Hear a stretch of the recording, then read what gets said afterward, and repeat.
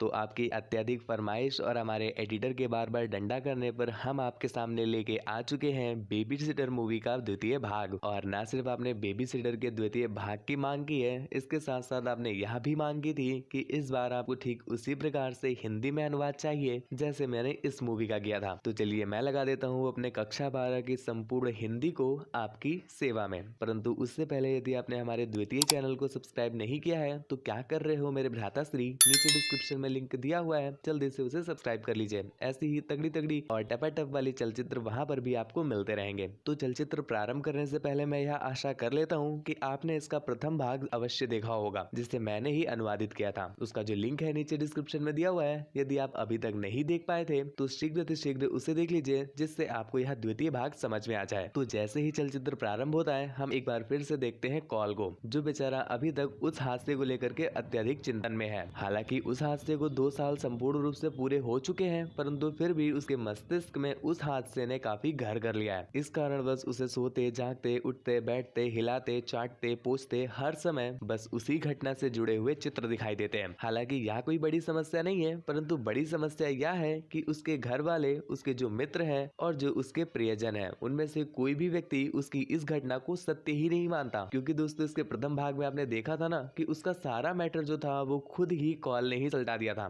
ना तो पुलिस आई थी और ना ही कोई आसपास का व्यक्ति। तो किसी को इस बात पर विश्वास ही नहीं है कि ऐसा कुछ सच में संभव भी हुआ था। बस अपना कॉल और मेलेनी ही इस बात के चश्मदीद गवाह थे। और जब इन लोगों ने ये बात आसपास के लोगों को बताई तो सभी लोग उन्हें तूतिया समझने लगते हैं। और यही कारण है कि आज इस बात को 2 साल पूरे हो तो चुके हैं, परंतु आज भी उसके अध्यापक से लेकर के उसके माता पिता तक सभी लोग उसे तूतिया समझते हैं। और मित्रों बात तो इस हद तक बढ़ चुकी है कि उसके माता पिता यह निर्णय लेते हैं कि हम कॉल के हिलाने वाली समस्या से इतना परेशान नहीं थे जितना उसके यह सोचने की समस्या से परेशान हो गए। तो इसी चलते हम उसे एक मानसिक चिकित्सा में भर्ती करवा देंगे। खैर दूसरी तरफ हम देखते हैं कॉल को, जो कि अपने विद्यालय में है, जहाँ पर कोई भी उसकी बात पर घंटा विश्वास नहीं करता, परंतु सिर्फ मेलेनी ही उसकी बात पर विश्वास करती है। और दोस्तों जैसा कि मैंने आपको इसके प्रथम भाग में बताया था कि अपने कॉल भैया मेलेनी को देख करके अक्सर हिलाते रहते हैं, परंतु वह अपने प्रेम का इजहार उससे नहीं कर पाए। और वह संगीत तो आपने सुना ही है, कहीं देर न हो जाए कहीं देर न हो जाए। और ठीक देर हो चुकी है, क्योंकि कॉल भैया ने अपने प्रेम का इजहार तो नहीं किया, परंतु इतने में ही एक चोमू सलौंडा आता है और वह मेलेनी को पटा ले जाता है। इस वजह से अपने कॉल भैया आज तक बस हाथ ही घिस रहे हैं। हालांकि अभी भी उनके अंदर मेलेनी को लेकर के अरमान तो जागृत है, परंतु क्या करें, इसीलिए कॉल भैया उसे बस देख के ही संतुष्ट हो जाते हैं। खैर आज विद्यालय में एक नई कन्या की भर्ती हुई है और फिलहाल मैं आपको बस इसका नाम ही बता दूं कि कन्या का शुभ नाम फीबी है। इसके अगले ही दिन मेलेनी कॉल को यहाँ सुझाव देती है कि हम सभी लोगों को अपने मनोरंजन के लिए एक आयोजन पर जाना चाहिए, जिसे हमारे ही सभी मित्रगण ने आयोजित किया है। यहाँ पर अपना कॉल, जो कि अपनी मानसिक स्थिति को लेकर के काफी चिंतन में है, तो वह भी यह निर्णय करता है कि उसे उस आयोजन में जाना चाहिए, जिससे उसके हृदय और मस्तिष्क को थोड़ा सा आराम मिलेगा। तो वह भी फीबी को हामी भर देता है और उसी दिन मेलेनी अपने पिताश्री का वाहन चुरा करके वहाँ पर आ जाती है। क्योंकि दोस्तों किसी के पिताश्री अपना वाहन तो देंगे नहीं कि जाओ बेटा पार्टी में जाओ, हिलाओ दबाओ पिचकाओ और चले आओ। तो इसी कारणवश मेलेनी को अपने पिताश्री का वाहन चुराना पड़ा और वो अपने वाहन को लेकर के कॉल के पास आती है। कॉल अत्यधिक प्रसन्न था मन ही मन, क्योंकि उसे ऐसा प्रतीत हो रहा था कि आयोजन में जाकर के वह कोई उपचार प्राप्त कर लेगा और वहीं पर वो मेलेनी को पेल देगा।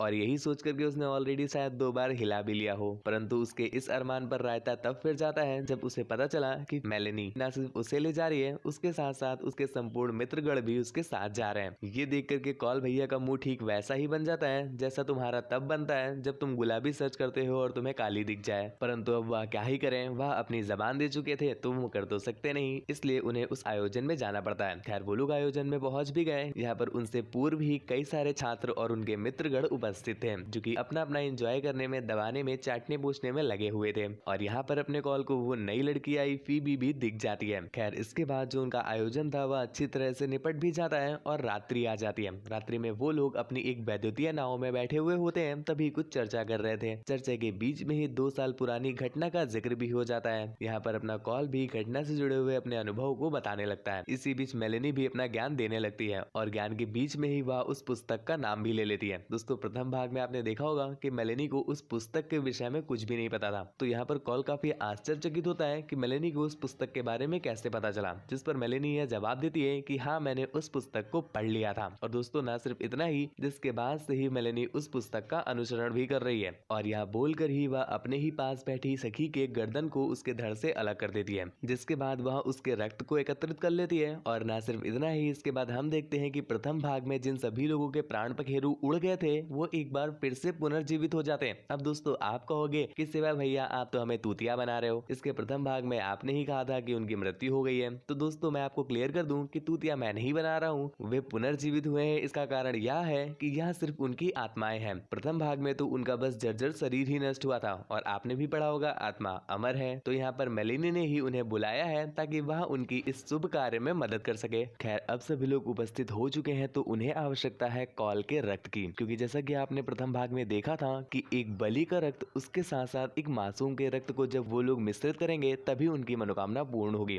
तो इसके लिए भी वो लोग कॉल की मृत्यु का निर्णय करते हैं, परंतु वो उसे मृत्यु के घाट उतार पाते इससे पहले ही वहाँ पर फीबी आ जाती है, जो कि कुछ सामान लेने के लिए आई थी। परंतु उसे ऐसी आपत्तिजनक स्थिति में अपने समक्ष उपस्थित पाकर के ये सभी लोग अत्यधिक अचंभित होते हैं और उनके इस अचंभ का फायदा उठा लेता है अपना कॉल, क्योंकि जब वो सभी लोग उसे देखने में निहारने में व्यस्त थे तभी कॉल उनके नेत्रों से बचकर वहां से भाग जाता है और उसके पीछे पीछे फीबी भी चली आती है और वो दोनों ही एक वैद्युत चालक नौका की सहायता से वहां से निकल जाते हैं। हालांकि वह ज्यादा दूर तक तो नहीं जा पाते क्योंकि वह वैद्युत चालक नौका थोड़ी सी खराब थी, जिस वजह से उसका ईंधन सारा का सारा पानी में बह जाता है और वो लोग पास के ही एक द्वीप तक पहुंच पाते हैं। हालांकि यहाँ पर पहुंचे तो वो दोनों साथ में थे, परंतु जो फीबी है वो कॉल के व्यवहार से अभी तक परिचित नहीं है तो वह उसे अपने साथ रखना उचित नहीं समझती और यह कहती है कि मैं आगे का मार्ग स्वयं ही तय करूंगी। यह बोलकर वो वहां से चली गई, परंतु हम देखते हैं कि कॉल उसकी सहायता करना चाहता है और उसे नौका में हुई घटना के बारे में सब कुछ बताता है जितना भी उसे पता था, परंतु फिर भी फीबी उसका साथ नहीं चाहती थी तो वह उसे वहीं पर छोड़कर स्वयं ही आगे का मार्ग तय करने निकल जाती है। यहाँ पर कॉल भी उसके साथ ज्यादा जिद नहीं करता। दूसरी तरफ हम नौका में देख पा रहे हैं कि मेलेनी और उसके सभी साथी निकल चुके हैं खोजबीन करने के लिए कि आखिर कॉल और फीबी गए कहाँ। यहाँ पर फीबी को कुछ दूरी तय करने के पश्चात उसे एक व्यक्ति मिलता है जो कि पूरी तरह से अनजान है, परंतु ऐसी विकट स्थिति में उनके पास भी छड़ाछोड़ बर्तन तक तो है नहीं, तो वह यह निर्णय करती है कि वह उस अनजान पुरुष से ही सहायता लेगी और वह व्यक्ति भी सहायता के लिए मान जाता है। परंतु अगले दृश्य में हम देखते हैं वह सहायता करने के बजाय उसके साथ ही उंगल प्रक्रिया करने लगता है। अब ऐसी संकट की घड़ी में जहाँ पर फीबी की फटी पड़ी है तो भैया जी ऐसे में वह किसी के साथ संभोग प्रक्रिया कैसे कर सकती है, इसलिए वह इसका विरोध करती है, परंतु वह नहीं मानता। परंतु इससे पहले ही वहाँ पर कॉल भैया आ जाते हैं और वह एक सुपर हीरो अर्थात सर्वशक्तिमान नायक की भांति नायिका को बचा लेते हैं और न सिर्फ उसे बचाते हैं और इसके बाद वो लोग उस व्यक्ति को गोली दे करके उसका ही वाहन चुराकर वहाँ से भाग जाते हैं। तो वो लोग वाहन ले करके बस भागे ही थे कि इतने में ही उनके सामने सोनिया नामक एक स्त्री आ जाती है। दोस्तों ये मेलेनी की ही सहायक है और वह अपने एक अग्नि यंत्र की सहायता से उस अनजान व्यक्ति को तो निपटा देती है, परंतु यह लोग अपने वाहन में सवार थे तो इनके समक्ष इनका सामना नहीं कर पाती, जिस कारणवश यह अपने तेज गति वाहन को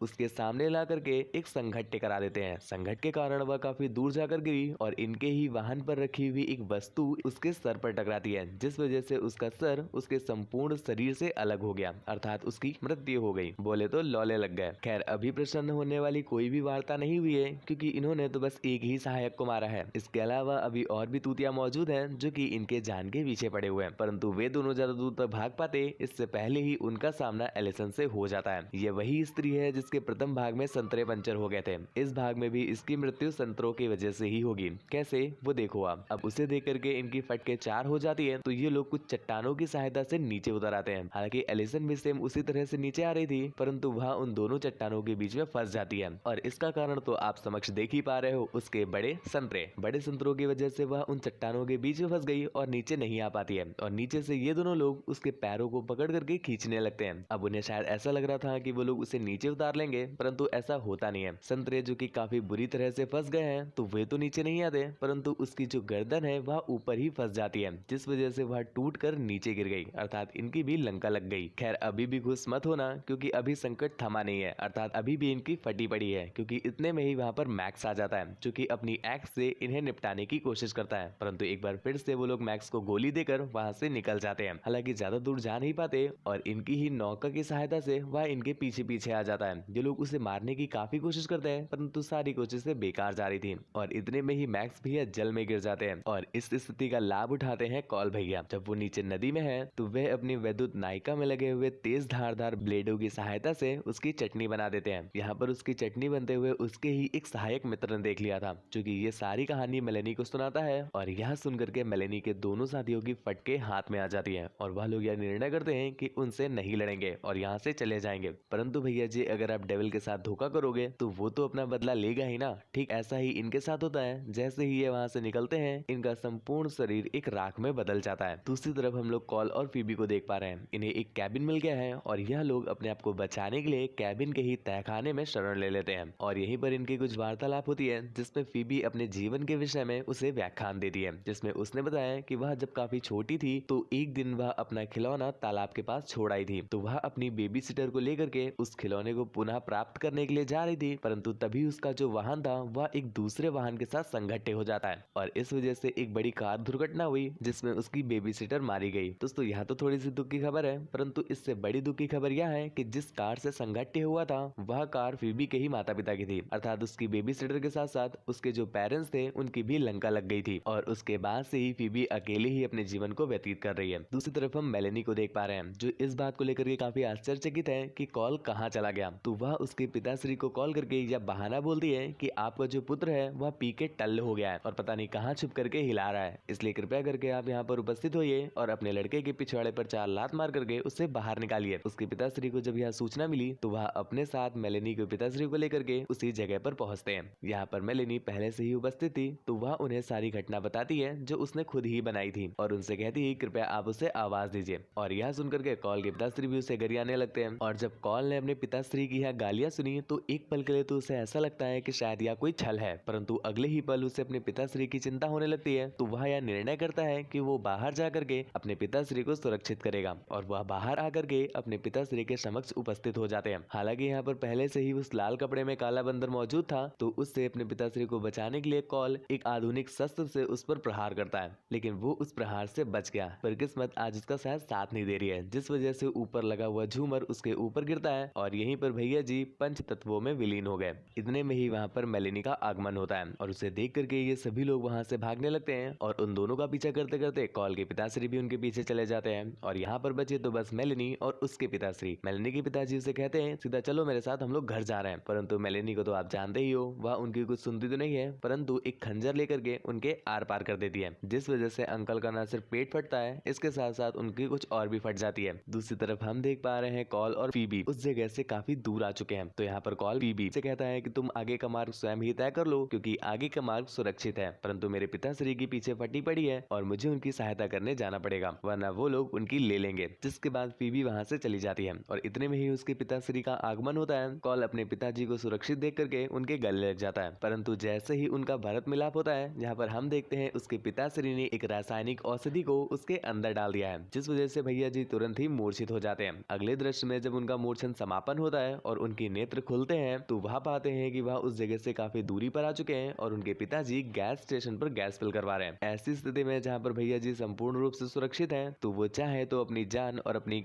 बचा करके वहां से जा सकते हैं, परंतु वह यह निर्णय न लेकर के या उचित समझते हैं कि उन्हें जाकर के फीबी की बचानी चाहिए। तो वो अपने पिता को यहाँ पर प्रतीक्षा करने का निवेदन कर वहां से निकल जाते हैं। दूसरी दिशा में हमें फीबी दिखाई जाती है, जो कि वहां से भाग रही थी, परंतु कुछ दूर जाकर के उसके समक्ष उपस्थित होती है मेलेनी और इस बीच हमें एक अच्छा सोलो देखने को मिलता है और सोलो के समाप्त होते ही हम देख पाते हैं कि फीबी मेलेनी की गिरफ्त में आ चुकी है, जिसके बाद वह उसे कैद करके अपने अड्डे पर ले आती है। कुछ देर बाद कॉल उसे खोजते खोजते वहां पर पहुंच जाता है और यहाँ पर आप देख पाओगे औरत का चक्कर बाबू भैया, औरत का चक्कर। जब वो फीबी की जान खतरे में देखते हैं तो वह खुद को ही उसके हाथों में सौंप देते हैं, परंतु इतने में ही हमने जो देखा वो देख करके हमारी फटी की फटी रह गई, आंखें फटी की फटी रह गई, क्योंकि वहां पर पास के ही समुद्र से बी निकलती है। मित्रों, आप बी को तो जानते ही होंगे, ये हमारे प्रथम भाग में कॉल की बेबी सिटर थी। खैर, ये देख करके हमारी नहीं फटी थी आंखें, ये देख करके फटी थी जब बीबी ने कहा कि ये तो मेरी भी बेबी सिटर थी। अब मित्रों, यह चीज काफी ज्यादा आश्चर्यजनक थी, तो इस पर फीबी सारी बातों को स्पष्ट करती है, जिसमें उसने बताया कि वह कॉल की बेबी सिटर होने से पहले फीबी की बेबी सिटर थी और जब उसकी कार दुर्घटना में मृत्यु हुई थी तो उसे पुनर्जीवन पाने के लिए शैतान से हाथ मिलाना पड़ा था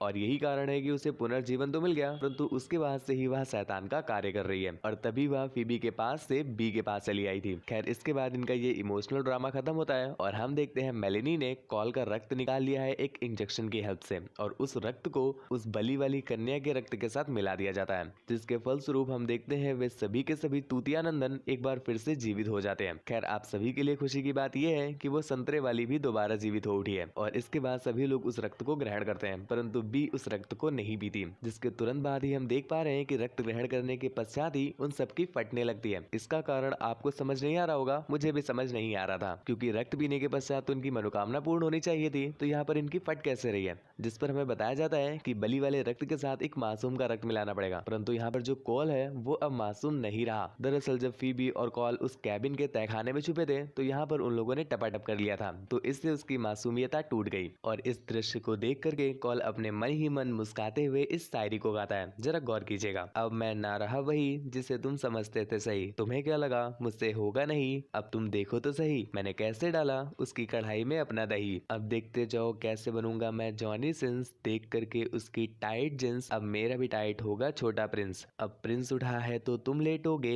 लेने आए थे पर तुम खुद की दे दोगे, सल्टाने आए थे पर तुम पलटोगे, लेंगे तो बस हम और तुम चीखोगे, लेंगे तो हम पेल के ना जापानी वाले तेल से, बहुत परेशान किया है तुमने खेल के, अब तुम बचो मेरे राफेल से। और यही कारण है कि इन्होंने रूल को तोड़ा था, इस वजह से इनकी ऐसी हालत हो रही है। जिसके बाद ये सभी लोग राख में बदल जाते हैं और बचती है तो बस बी, परंतु बी उन्हें आश्वासन देती है कि वह उन्हें कोई भी नुकसान नहीं पहुंचाएगी, और यह भी स्पष्ट करती है कि मुझे पहले से ही पता था कि तुम लोगों ने टपाटप कर लिया है, और मैंने नुकसान तुम्हें इसलिए नहीं पहुंचाया क्योंकि जब प्रथम भाग का अंत हुआ था तो कॉल ने मुझसे कहा था कि मुझे तुमसे सच में प्रेम हो गया था। दोस्तों आपने भी प्रथम भाग के अंत में देखा होगा ये बात। तो बी को इस बात को लेकर काफी ग्लानि होती है कि उसने कॉल के हृदय के साथ खेला, तो वह यह निश्चय करती है कि इस बार कॉल की सहायता करेगी, और ठीक उसने इस बार ऐसा किया भी है। जिसके बाद वह स्वयं को ही नष्ट करने के लिए उस रक्त को पी लेती है, जिसके बाद उसकी भी सेम वैसे ही फटती है और कुछ समय पश्चात वह भी राख में बदल जाती है। और उसकी मृत्यु का यह संपूर्ण नजारा लाइव उसके पिता श्री देख लेते हैं जो पास में ही खड़े थे, और उन्हें यह बात का आभास हो जाता है कि जो उनका पुत्र था